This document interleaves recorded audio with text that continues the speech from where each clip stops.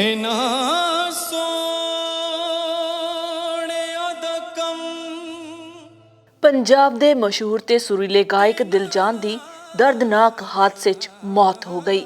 सुरखक्षेत्र राਹੀਂ प्रसिद्ध होए गायक दिलजान ਅੰਮ੍ਰਿਤਸਰ ਨੇੜੇ ਭਿਆਨਕ ਹਾਦਸੇ ਦਾ शिकार हो गए, जिस दौरान उन्हां दी मौत हो गई है। गायक दिलजान ने पंजाबी इंडस्ट्री नूं कई हिट गीत दिते ने। दिलजान दी अचानक मौत नाल पूरे संगीत जगत दे नाल उन्हां दे प्रशंसकां च सोग दी लहर दौड़ गई है।